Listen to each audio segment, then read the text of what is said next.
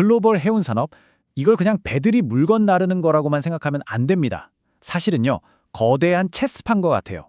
그리고 바로 지금 이 순간에도 저 넓은 바다 위에서는 보이지 않는 전쟁이 한창 벌어지고 있습니다. 자, 우리가 인터넷으로 주문한 신발 아니면 마트에서 사는 과일 같은 거 있잖아요. 이런 상품들이 우리 손에 오기까지 그 기나긴 여정을 과연 누가 진짜로 통제하고 있을까요? 한 번쯤 궁금해 보신 적 없으신가요? 아마 수천 개나 되는 회사들이 막 자유롭게 경쟁하는 그런 시장을 떠올리셨을 수도 있어요. 근데요, 현실은 좀 다릅니다. 사실 전 세계 바다는요, 아주 소수의 정말 강력한 동맹들이 꽉 쥐고 있다고 보시면 돼요. 자, 이 차트 한번 보세요. 와, 이거 진짜 놀랍지 않나요? 보세요. 아시아에서 유럽으로 또 태평양을 건너는 이런 핵심 무역 항로의 무려 80% 이상을 이 소수의 동맹들이 장악하고 있다는 거예요. 그러니까 나머지 독립선사들이 비집고 들어갈 틈은 20%도 안 된다는 얘기죠. 거의 독과점 수준입니다. 자, 그래서 첫 번째 파트에서는 바로 이 이야기를 해보려고 합니다. 이 거대한 동맹들이 만들어내는 그 숨막히는 경쟁 구도, 이걸 저는 거대한 압박이라고 부르고 싶네요. 현재 글로벌 해운 시장은요, 크게 3개의 거대한 동맹이 재편하고 있다고 보시면 됩니다. 먼저 규모가 가장 큰 오션 얼라이언스가 있고요. 그 다음엔 안정성을 중시하는 제미니 협력이 있습니다. 그리고 마지막으로 우리나라 HMM이 속한 아시아 기반의 프리미어 얼라이언스. 이들이 바로 지금 바다를 지배하는 주인공들입니다. 한 업계 분석 자료를 보니까 이런 말이 있더라고요. 주요 교역로에서는 규모와 네트워크가 이제 결정적인 진입 장벽이 되었다. 이게 무슨 말이냐면요. 쉽게 말해서 덩치랑 백 없으면 아예 명함도 못 내민다는 거예요. 작은 회사들은 이제 이 바다에서 경쟁하기가 거의 불가능에 가까워졌다는 뜻이죠. 자, 그렇다면 말이죠. 이렇게 거인들이 판치는 전쟁터 같은 곳에서 오늘 우리가 주목할 바로 이 기업, HMM은 어떻게 단순히 살아남는 걸 넘어서 오히려 더 높이 도약할 준비를 하고 있는 걸까요? 그 해답이 바로 여기에 있습니다. HMM의 정말 엄청난 전략적 대응, 바로 수십조 원짜리 아주 거대한 베팅에 그 비밀이 숨어 있습니다. 이 숫자 좀 보세요.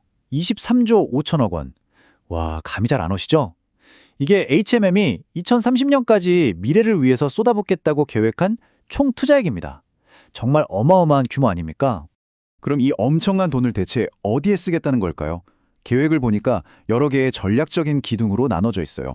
물론 핵심 사업인 컨테이너에 가장 많은 돈을 투자하지만 동시에 벌크 사업이나 통합 물류, 그러니까 한 바구니에 모든 달걀을 담지 않겠다는 거죠. 아주 다각적인 계획입니다. 자, 그럼 HMM 전략의 첫 번째 기둥부터 한번 자세히 뜯어보겠습니다. 바로 규모와 파트너십으로 승부하겠다는 겁니다. 목표는 아주 명확해요. 일단 배를 130척까지 늘리고요. 총 운송 능력도 155만 TEU, 그러니까 20피트짜리 컨테이너를 155만 개나 실을 수 있는 수준까지 끌어올려서 규모의 경제를 확실히 만들겠다는 거죠. 그리고 기존 동맹인 프리미어 얼라이언스와 손잡고 아시아에서 북미, 유럽으로 가는 이 황금 노선을 더 굳건하게 지키겠다는 전략입니다. 자, 두 번째 기둥은 단순히 덩치만 키우는 게 아닙니다. 훨씬 더 미래를 내다보는 전략인데요. 바로 친환경 그리고 사업 다각화입니다. 이건 정말 중요한 움직임이죠. 여기 보시면 HMM이 어떻게 바뀌고 있는지 한눈에 보입니다. 예전에는 오로지 컨테이너 운송에만 집중했다면 이제는 아니에요. 유조선, 벌크선까지 말 그대로 종합해운사로 거듭나고 있는 거죠. 그리고 또 하나, 연료도 그냥 쓰던 걸 쓰는 게 아니라 친환경 연료로 바꾸면서 2045년까지 탄소 배출 제로, 넷제로를 달성하겠다는 아주 야심찬 목표를 세웠습니다. 이런 전략 변화의 가장 대표적인 예가 바로 SK해운 인수입니다. 이게 정말 큰 한 수인데요. 에너지 운송 전문 기업을 인수하면서 HMM은 단숨에 원유 운반선, LPG 운반선, 벌크선까지 싹 다 확보하게 된 거예요. 컨테이너라는 울타리를 넘어서 완전히 새로운 사업 영역으로 뛰어든 거죠. 아까 친환경 연료 이야기 했잖아요. HMM이 주목하는 핵심 기술이 바로 이 바이오 메탄올입니다. 이게 뭐냐면 버려지는 폐자원으로 만드는 재생연료인데요. 탄소 배출을 최대 65%나 줄여주고 환경오염의 주범인 황산화물은 아예 뿜어내질 않아요. 이건 정말 미래 해운 시장의 판도를 바꿀 수 있는 말 그대로 게임 체인저가 될 수 있는 기술입니다. 자, 이제 마지막 세 번째 기둥입니다. 이건 단순히 바다 위에서 물건을 옮기는 수준을 넘어서는 훨씬 더 야심찬 전략이에요. 바로 물류의 시작부터 끝까지 그 과정 전체를 장악하겠다는 겁니다. HMM이 그리는 큰 그림은 이런 거예요. 한번 상상해 보세요. 화물이 HMM 배를 타고 항구에 도착합니다. 그럼 HMM이 직접 운영하는 터미널에서 내리겠죠? 그리고 거기서 끝이 아니라 HMM의 내륙 운송망을 타고 우리 집 문 앞까지 오는 겁니다. 이게 바로 엔드 투 엔드, 즉 시작부터 끝까지 다 책임지겠다는 거죠. 왜냐하면 이렇게 해야 변덕심한 시장 상황에 흔들리지 않고 안정적인 서비스를 제공할 수 있거든요. 이 계획을 현실로 만들기 위해서 HMM은 지금 전 세계 주요 거점, 그러니까 물류의 길목에 직접 투자하고 있습니다. 저기 유럽의 스페인 알레시라스 터미널을 확장하고 미국의 LA나 뉴욕, 또 남미 브라질의 산토스 같은 핵심 항만들의 운영권을 따내려고 하고 있어요. 말 그대로 전 세계 물류의 관문을 직접 틀어주겠다는 굉장한 야심이죠.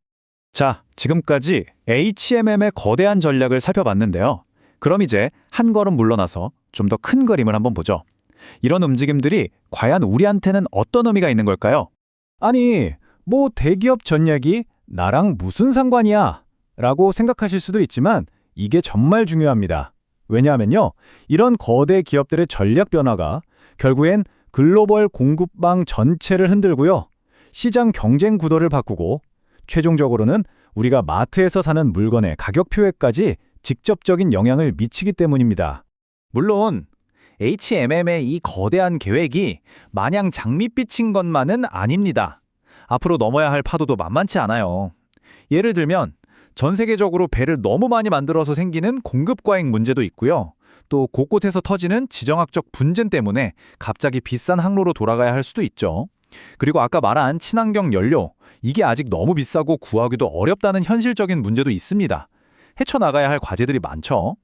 이렇게 거인들이 격돌하는 거친 바다 위에서 과연 가장 과감하고 대담한 전략을 펼치는 플레이어가 이 새로운 해운 전쟁의 최종 승자가 될 수 있을까요? HMM의 이 수십조 원짜리의 거대한 베팅은 과연 성공할까요? 아니면 거센 파도에 휩쓸려 버릴까요? 어쩌면 그 결과에 우리 글로벌 무역의 미래가 달려 있을지도 모릅니다.